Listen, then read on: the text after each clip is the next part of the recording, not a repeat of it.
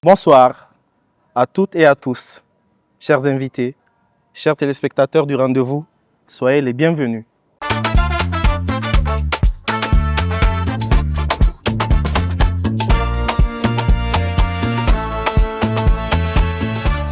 J'ai un aveu à vous faire. Lorsque j'ai eu mes 30 ans, j'ai piqué une crise existentielle. J'ai commencé à paniquer. Je me suis dit que j'étais devenu un vieux garçon, sans femme, sans enfant, sans engagement. Un rieneux, comme les gens aiment si bien le dire. Alors j'ai commencé à me confier à mon entourage. Puis les gens m'ont dit, mais c'est pas grave si tu as 30 ans. Tu es toujours un homme, tu es toujours jeune, tu as l'avenir devant toi. Alors je me suis posé la question de savoir, mais qu'est-ce que la société dirait de moi si j'étais une femme? Serais-je toujours mariable et jeune à l'âge de 30 ans? C'est le rendez-vous. Pour en parler, je ne suis pas seul. Je suis accompagné de personnes expérimentées, riches de plusieurs années de vie de foyer, d'expériences communes, pour partager avec nous leurs ressentis vis-à-vis du thème qu'on a choisi. Je vais donner la parole à mon invité de droite, d'abord pour pouvoir se présenter. Bonsoir. Bonsoir Nasser, merci. Moi c'est Hama Mahamadou, je suis spécialiste, comme tu l'as dit, en communication publique et de relations publiques. Merci. Mon invité de gauche va aussi se présenter. C'est un visage connu des réseaux sociaux et des médias au Niger. Bonsoir. Bonsoir Nasser et merci pour cette invitation. Moi je suis Adama Alizou Kaleni Maïga, je suis communicatrice de formation, je suis influenceuse et j'interviens sur les réseaux sociaux sur des questions diverses. Sur ce plateau, nous avons trois profils différents. Nous avons le grand frère à nous, qui a plus d'une décennie de vie d'expérience de mariage, de vie de commune. Nous avons moi, éternel célibataire. Puis nous avons notre grande sœur qui a expérimenté le mariage et aujourd'hui qui est libre de tout engagement. C'est avec ces trois profils différents que nous allons échanger autour de cette expérience qu'on appelle le mariage dans une société comme la nôtre au Niger, où il y a plusieurs pesanteurs socioculturels sur cette thématique. Je vais donner la parole à grand frère. D'entrée de jeu, j'ai envie de te poser une question. En fait. Au bout de 10 ans de mariage et de vie commune, quelle est notre notion du bonheur? Est-ce qu'on peut dire qu'on est heureux? Disons que quand on est dans une relation où on se sent valorisé, respecté et soutenu, où la communication est de mise, où on est dans la recherche constante de solutions dans la vie commune, ça procure un certain bien-être. Oui. Et je dis que ce bien-être, je l'expérimente avec beaucoup de bonheur. Avec beaucoup de bonheur. Mais le bonheur, là, est-ce qu'on peut l'associer à des souvenirs, à des moments vécus? Est-ce que, par exemple, le bonheur dans le mariage, on peut l'associer à un événement qu'on a vécu ou qui nous a particulièrement marqué et qui contribue à solidifier la vie commune? Oui, j'ai exprès parlé de bien-être parce que pour moi, le bonheur, en fait, c'est la conjugaison de beaucoup de facteurs, de plusieurs facteurs. C'est le bonheur du foyer, à mon sens, ça dépend énormément de l'influence de l'environnement global. C'est-à-dire l'influence de l'environnement global. La vie de couple, pour moi, en fait, ce n'est pas que les deux partenaires engagés que ça concerne tout de suite. Je vois l'implication des deux familles, parce que tout mariage, en réalité, est mixte. C'est fait de conjugaison de deux cultures, de deux éducations, etc., etc. Tant que l'environnement d'émission de l'accompagnement de la vie de couple, je crois que ce bonheur pourra faire défaut. C'est intéressant parce que là, vous êtes en train de parler de bien-être et vraiment de l'aspect que la société joue, l'environnement de la famille dans le soutien du couple. Et c'est là que je vais me tourner vers ma grande sœur qui a vécu l'expérience d'un mariage, qui a eu 2 magnifiques enfants et aujourd'hui qui est libre de tout engagement. Quand on est divorcé, est-ce qu'on est plus libre ou on sent plutôt le poids de la solitude? Quelle question. Je ne dirais pas qu'on est plus libre parce que ce n'est pas comme si aussi dans le mariage on était attaché ou bien qu'on était emprisonné. Non, mais quand même on a le temps de faire un flashback sur ce qu'on a vécu, de se réparer, de se poser les questions sur ce qui a marché, ce qui n'a pas marché, oui, de corriger et aussi de se relancer. Mais ce n'est nulle part un échec, comme on nous le fait croire d'habitude. Expérimenter une mauvaise expérience ne fait pas forcément de nous des personnes qui ont échoué dans la vie, mais ça peut quand même nous aider à repartir du bon pied. Mais comment on gère ce poids de la société simplement quand on est divorcé? Parce que quand on est divorcé, d'abord, la première réalité à laquelle on est confronté, c'est le retour à la famille dans l'environnement social. Et forcément, il y a beaucoup de choses qui se disent en soum-soum. Comment est-ce qu'on affronte ça? Avec quel regard on arrive à endurer cette réalité-là qui se cache derrière? Merci vraiment pour cette question parce que c'est une réalité qu'on vit toutes. Aujourd'hui, quand on est divorcé, on est stigmatisé. Et ça, ce n'est pas que dans la société, c'est souvent même juste dans la famille. Dans ta propre famille, quand on te regarde, on te voit juste comme une personne qui a échoué, qui n'a pas réussi dans sa vie. Parce que notre société aujourd'hui, quel qu'en soit le niveau où une femme a pu arriver dans sa vie, que ce soit sur le plan intellectuel, même sociétal, on suppose que tant qu'elle n'est pas mariée, c'est comme si elle n'a rien réussi. Mais est-ce qu'à partir de là, on peut dire que la société considère le mariage comme un diplôme, c'est-à-dire un indicateur de réussite sociale? C'est ça, mais c'est même le diplôme qui te valide. C'est même le diplôme qui te valide. Et à chaque moment, les gens ils ne reculent pas à te rappeler du fait que tu n'es pas une femme, tu n'es pas dans un foyer, tu n'es pas protégée par le nom d'un homme. Alors que dans la réalité, souvent, je ne vois même pas la valeur ajoutée. Au fait, moi je suis vraiment curieux de poser une question. C'est-à-dire, à quel moment on décide de partir? À quel moment on sent que trop c'est trop, qu'on en a assez, qu'on ne voit plus la beauté de la vie de couple et qu'on décide de frayer le chemin de la solitude dans un mariage, de partir? Ça dépend de ce que chacun vit dans sa relation. Il y a d'autres qui vivent la violence, il y a d'autres qui ne sont pas considérés, il y a d'autres qui ne sont juste pas, qui se sentent pas vraiment en couple. C'est comme si tu as quelqu'un en face de toi ou qui n'est jamais présent, qui n'est jamais là, qui ne fait aucun effort sur lui-même. Il y a des gens aussi que c'est juste des personnes qui ont décidé de ne pas être responsables dans leur vie. Donc, tout dépend du type de personne que vous avez en face de vous et de la décision que vous allez prendre. Quand on se marie, on se dit que on a atteint un niveau de vie où on doit partager sa vie avec quelqu'un. Tout à fait. On prend ses clics et ses claques, c'est pas comme si à la maison on n'a pas le confort, on n'a pas le bien-être, non, on se décide de se mettre avec quelqu'un pour continuer sa vie. C'est une autre étape, exactement, c'est une autre étape qu'on veut continuer. Et malheureusement, tu arrives dans cette relation-là, mais tu sens que c'est comme si tu es seul. Donc, où est la valeur ajoutée? Je ne la vois pas. Et dedans, il y a des personnes qui te prennent pour une personne acquise, qui ne te respecte pas, qui ne te reconnaît pas à ta juste valeur. Et là, franchement, tu te poses à un certain moment, tu te demandes qu'est-ce que je fais dans cette relation. C'est comme si je suis seule, je n'évolue pas, je suis stagnée, je ne suis pas heureuse parce que les gens pensent que le mariage, s'il n'y a pas le bonheur, c'est faux, je suis désolée. J'ai l'habitude de dire au Niger, on nous dit non, Hinsuru, le mariage c'est la patience, comme si c'était un film d'horreur, une expérience cauchemardesque. Alors que non, quand on se marie, en vrai dire, c'est pour être heureux. Exactement. D'où je dis, choisissez la bonne personne. Parce qu'il faut la bonne personne pour être heureuse. Si vous faites le malheur de prendre une personne pour certains intérêts personnels autres que l'amour que vous avez pour cette personne, et l'envie de construire quelque chose avec cette personne, vous allez littéralement échouer. C'est là qu'on revient à la question du compromis. Et franchement, grand frère, j'ai l'impression, j'ai envie de te poser une question.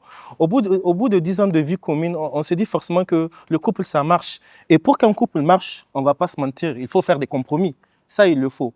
Par exemple, dans le cas de votre expérience personnelle, qui fait le plus de compromis dans la vie de couple et à quel prix? Compromis, ça sonne dans le sens du mariage. C'est un vrai lieu de donner et de recevoir, hein, comme tu le dis. Mais le compromis, souvent, il est déséquilibré. Parce que dans notre société, on donne tout pouvoir absolu à l'homme. Prendre en charge celle que tu as pris chez soi avec des engagements souvent dont tu n'es même pas responsable à première vue, parce que ceux qui demandent la main, souvent tu n'es même pas informé de ce qu'ils ont pris à ton nom. Le plus souvent, ça arrive.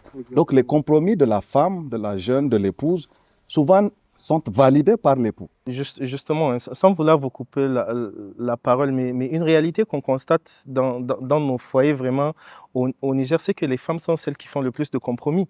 Parce que il arrive qu'une femme troque ses rêves, ses ambitions pour élever des enfants, pour donner une descendance à un homme, pour s'occuper de lui. Il arrive que les femmes s'oublient dans le mariage. Et c'est dans ce sens que la notion du compromis est une notion assez complexe, parce que pour une femme qui accepte d'épouser un homme, de lui faire des enfants, de faire vieillir son corps, de lui donner amour, attention, lorsqu'il n'y a pas un minimum de reconnaissance et de réciprocité en retour, il y a de la frustration. Et de cette frustration-là peut naître une envie de partir, au fait, de tout abandonner. Oui, en fait, dans compromis, je sens liberté de s'engager. Oui. C'est plutôt, on parle plutôt de compromission. Dans ce que tu décris, c'est beaucoup plus que la femme subit le mariage plutôt qu'elle le vit. La femme donne beaucoup dans le mariage et parfois ce n'est pas assez valorisé dans la société. On reconnaît plus l'effort des hommes qui supportent les charges matérielles, le loyer, l'éducation des enfants, la santé, la sécurité.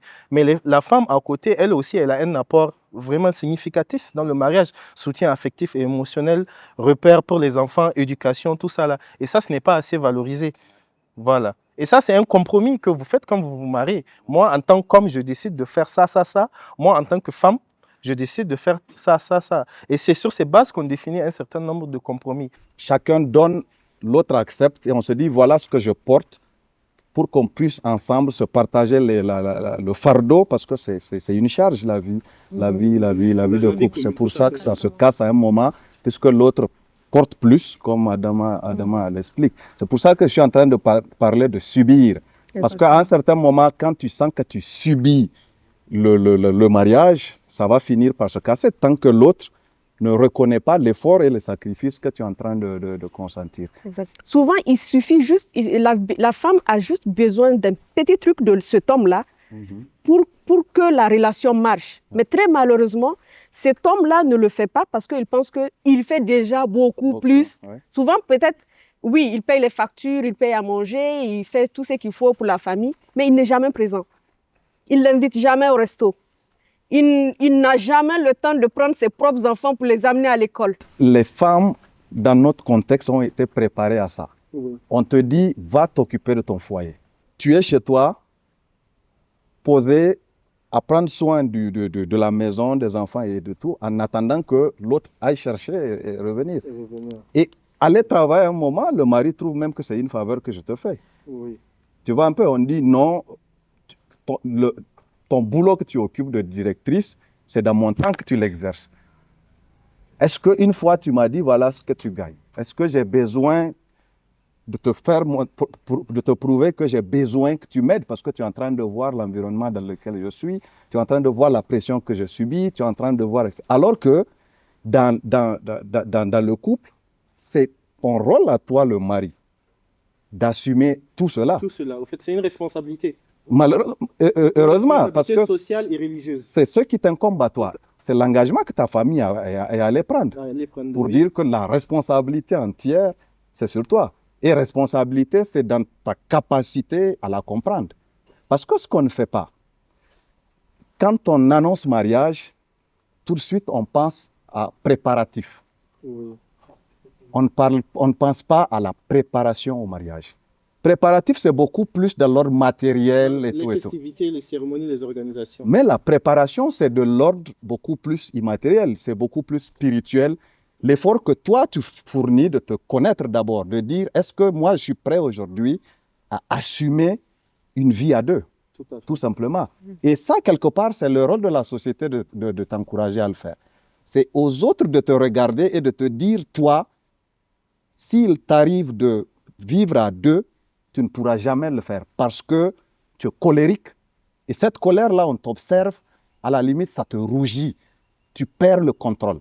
Comment est-ce qu'on va prendre la responsabilité de donner la main de la fille de quelqu'un à moi, mon enfant, parce que je suis heureux qu'il prenne femme, mais que je sais que cet enfant-là, à un certain moment, il est imprévisible, même pour moi, qui suis son père à un certain moment. Il ne suffit pas que je sois chanceux de gagner le bon boulot. Ouais. qu'on dise que je suis prêt. Quand à 18 ans, tu construis une maison, tu as une vie accomplie, on pense que tu as la capacité de te marier. Parce que marier, on renvoie ça dans faire les festivités, préparatifs et puis on t'emballe. Oui, oui, c'est ça. Mais quelque part, on n'est pas prêt. Et dans beaucoup de divorces que j'entends, c'est en fait les gens récoltent les conséquences de l'impréparation. Franchement, de son discours, ce qu'on retient, c'est qu'il y a un certain déséquilibre dans la préparation du mariage. Car même si on est prêt financièrement, il y a un lot de comportements que lorsque ça nous fait défaut, on ne peut pas gérer. Mais à partir du moment où on décide de partir, quand le divorce est consommé, on peut considérer ça comme une libération ou bien une défaite, un échec dans un projet de vie. Comment est-ce qu'on vit cela psychologiquement aux premières heures lorsqu'on quitte? Franchement, je dirais oui, parce que durant notre jeunesse, la seule chose à laquelle on pense, c'est vouloir construire quelque chose de beau, quelque chose de merveilleux avec quelqu'un. Souvent, on le commence même, on fait des enfants. Quand tu commences à faire des enfants, tu prolonges encore. Ouais, vous avez commencé à faire des enfants, maintenant il faut les élever, il faut les voir grandir, il faut les regarder aller à l'école, il faut regarder leur réussite et tout. Et à un certain moment, tout en ballot. Tout à fait. Tout en ballot, et là, tu te retrouves, ouais, bon, maintenant je fais quoi? Souvent, il y en a même qui se demandent, je dois continuer à m'habiller comme une jeune fille, Ou je dois continuer à être une madame, ou je dois porter le foulard, je vais jeter le foulard, je dois parler à qui, je ne dois pas parler à qui. Oui, ce n'est pas facile. les amis, on les choisit, qui je dois fréquenter, qui je ne dois pas fréquenter, je dois chercher une amie fille, une amie qui est mariée. Au fait, à un certain moment, tu es perdu dans ta tête, tu es bouleversé. Et franchement, c'est cette phase-là qui fait que beaucoup de femmes perdent confiance en elles et elles tombent catégoriquement, elles perdent confiance en elles, elles ne se retrouvent plus jamais. Et après, même quand elle essaye de reprendre sa vie, il y a toujours encore des échecs. Parce que le premier l'a déjà détruit, ça l'a cassé. Chaque fois, elle a du mal, même souvent, à s'engager dans d'autres relations. Parce qu'elle se dit que, est-ce que ce n'est pas ce que je vais encore revivre? Est-ce que celui-là, c'est le meilleur? Est-ce que? Et je te jure, quand tu te prolonges souvent dans ça, tu as encore un célibat encore plus lent, parce que tu te mets à douter de tout et de tous. Alors que franchement, c'est... Je comprends pourquoi je te dis. Exactement. Oui. Nasser, tu as quel âge? Moi, j'ai 31 ans quelques mois. 31 ans, machallah. 31 ans, comment est-ce que le regard de la société vis-à-vis du thème, comment est-ce que ce regard-là pèse en fait sur toi? Comment est-ce que tu fais pour cheminer, pour garder cette bonne mine, cette bonne humeur, malgré un regard critique social? On a un social très rigoureux. Nous sommes au Niger. Comment tu fais pour tenir? Bon, moi, je suis d'accord. Hein. Vraiment, on a une société qui, à partir d'un certain âge, insiste beaucoup sur le mariage. Et pour mon expérience personnelle, c'est qu'il faut savoir, ça fait 5 ans que je vis seul. Donc déjà, c'est encore compliqué, quoi, parce qu'on suppose qu'un homme qui est capable de supporter des charges de loyer, qui a une certaine autonomie financière, quand tu es célibataire trop longtemps, on voit ça assez mal. Je me rappelle une fois à Losgungu, il y a un vieil homme qui m'a parlé en zarma. Donc ça veut dire qu'à partir d'un certain âge, si tu n'es pas marié, on te considère comme un jeune homme délinquant qui profite des mœurs légères pour avoir de l'intimité. Franchement, c'est cette étiquette qu'on nous colle, hein, et c'est difficile de garder la tête haute vis-à-vis de ça. Même si tu vis, tu es à l'aise quelque part, les gens te regardent, mais lui là, il se marie quand? Lui là, il a ci, il a ça, mais voilà quoi. Et pour la petite histoire, j'avais mon voisin qui avait déménagé, lui c'est un gars marié. Il arrive qu'on rentre le soir à la même heure. Moi quand j'arrive, je regarde, j'ouvre la portière, c'est vide. Mais lui, dès qu'il ouvre la portière, il y a ses enfants. Ils sont 3, papa, mais c'est encore plus traumatisant au fait. Mais malgré tout, tu arrives à dormir. Malgré tout, j'arrive à dormir, mais je me dis que, parfois pour me consoler, je me dis que c'est Allah qui n'a pas encore décrété le temps de mon mariage. Pour me consoler, hein. Même si je sais que j'ai une part de responsabilité, pour me consoler, je me dis que non, c'est parce que ce n'est pas encore le moment. Moi, je te dis que ce que tu es en train de faire, ce n'est pas forcément mauvais. Hein. Tout à fait. Parce que notre société aujourd'hui, ils ont tellement protégé les garçons qu'aujourd'hui, ils sont en train de devenir des mauvais maris. Ouais. Parce qu'aujourd'hui, tu vas voir un jeune, il va vivre chez ses parents jusqu'à 40 ans. Il n'est pas marié. c'est son père qui prend sa charge. C'est le jour où il va se marier qu'on va lui dire, toi aussi, tu prends ta valise, sa femme prend sa valise. C'est en ce moment-là, ils viennent se mettre ensemble. Ce gars-là ne sait pas payer des factures, il ne sait pas payer l'eau, il ne sait pas payer son sac de riz.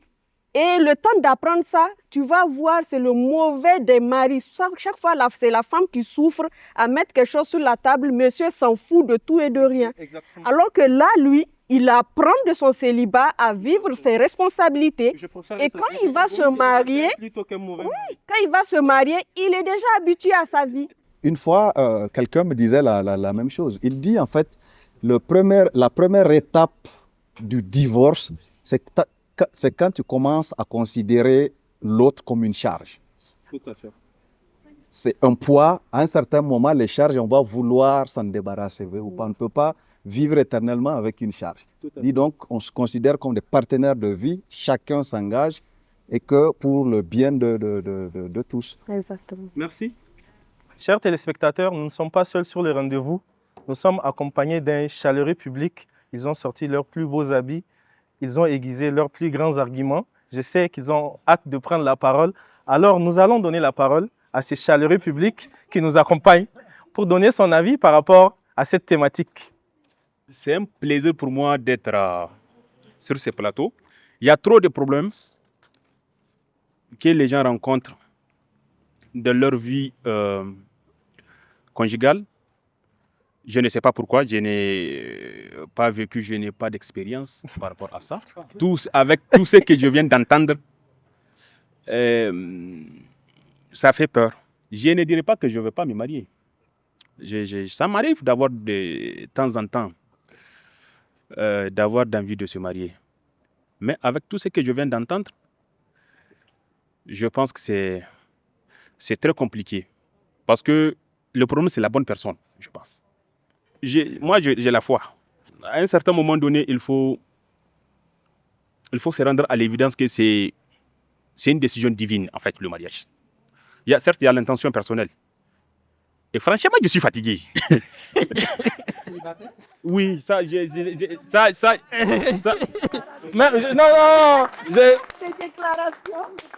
Je suis sincèrement fatigué. Chez moi, c'est la débandade. En fait, j'ai vu vraiment seul. Seul, pas physiquement.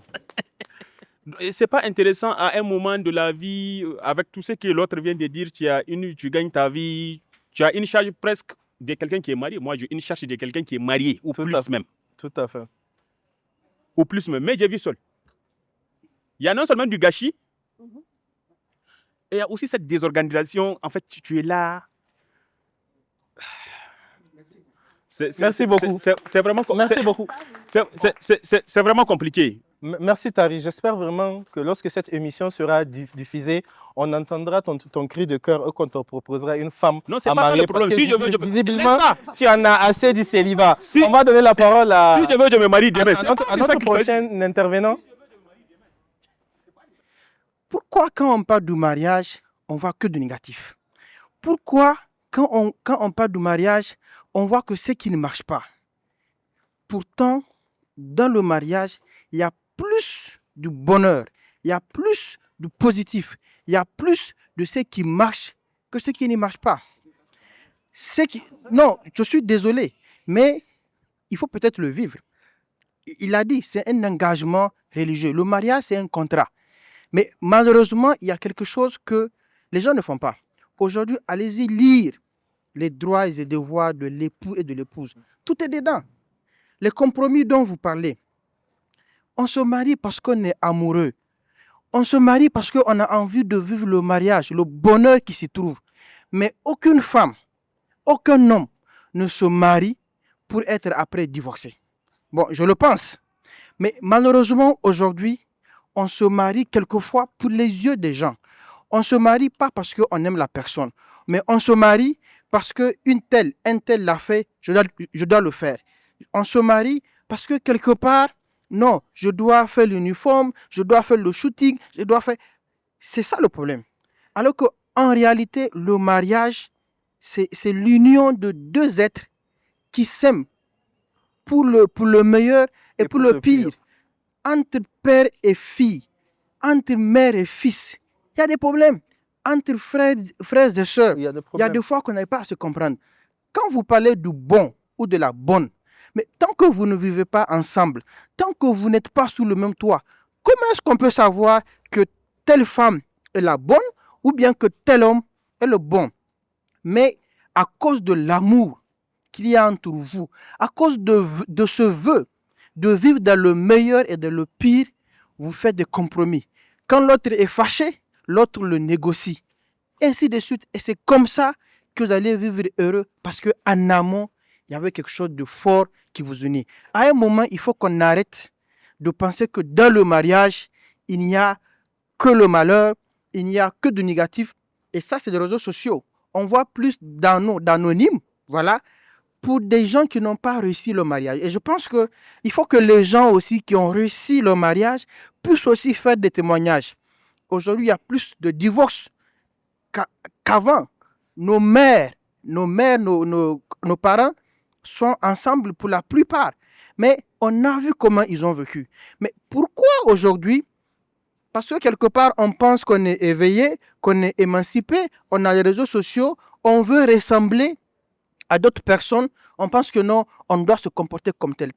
Tarel a dit, faisons le mariage selon les prescriptions religieuses. Et je vous assure que, pour finir, dans le mariage, il n'y a pas que du négatif.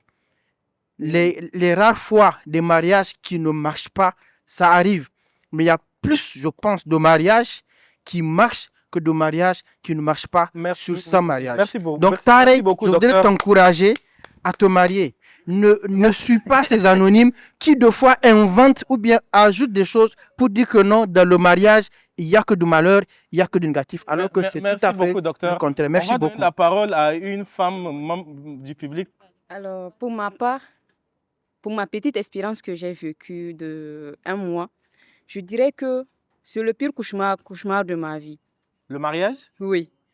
Parce que, en fait, même après, je n'arrive toujours pas à avoir confiance en moi. Tout à l'heure, la tata, elle a parlé de la confiance en soi. Avant, je ne m'habillais pas comme ça. Avant, je me sentais plus libre. Mais maintenant, en fait, je me sens même plus renfermée sur moi-même. Parce qu'avant, j'avais peur qu'on me mette la casquette de femme divorcée. Parce que dans la famille, on dit qu'une femme qui est divorcée, c'est un échec. Une femme qui est divorcée, elle ne va pas trouver un homme. Surtout quand tu dépasses 6 mois à la maison et que tu n'as toujours pas eu de prétendant. Et pour ma part, j'en ai des prétendants. C'est juste que, même si on me demande aujourd'hui, Mouna, quel est le genre d'homme que tu veux, je serais incapable de répondre. Parce que en fait, je suis totalement perdue dans la tête.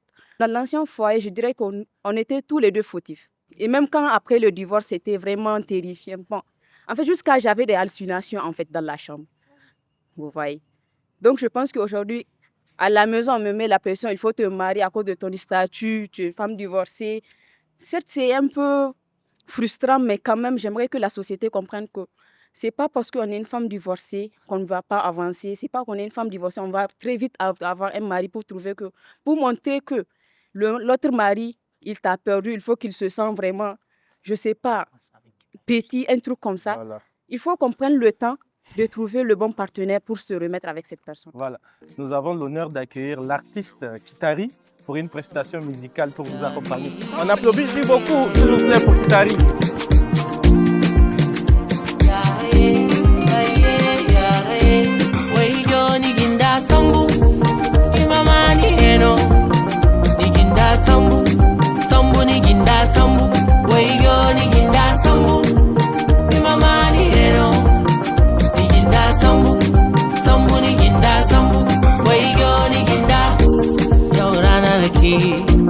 Aka zo taro, aka yi yanko, aka yi wasa ranar murna, yan wayanku na ta murna, ko ina suce, ko mine suce, daga zamne ne, daga kwance ne, daga tsaye ne, suna murna, zamne ne, kwance ne, tsaye ne, suna ta rawa, suna ta taka gilling gilling, ana ta taka juyi juyi, ana ta mike gilling gilling. Wai yo ni ginda sambu, imama ni heno, ni ginda sambu, sambu ni ginda sambu. Wai yo ni ginda sambu, imama ni heno, ni ginda sambu, sambu ni ginda sambu. t'ont prié, oh. Et Dieu a exaucé, oh. Papa et maman sont heureux, oh. Sont heureux, oh. Sont heureux, oh. Amaria zoki murmushi, ako ina keke walkiya. Amaria kaki damuwa, bar damuwa, aurenki daidai. Hajiya na murna, shawara za baki.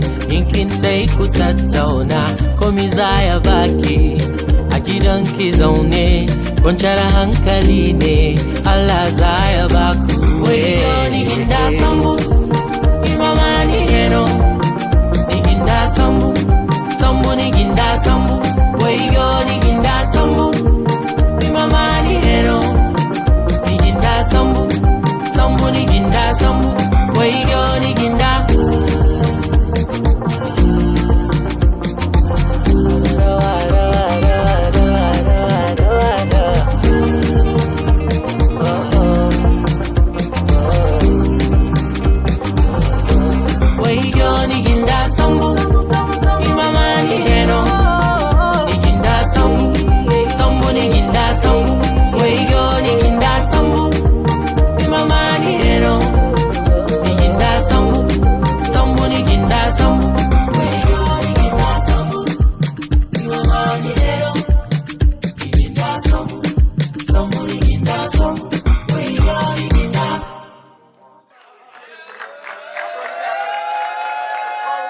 Ansara que tu as Lehindadi.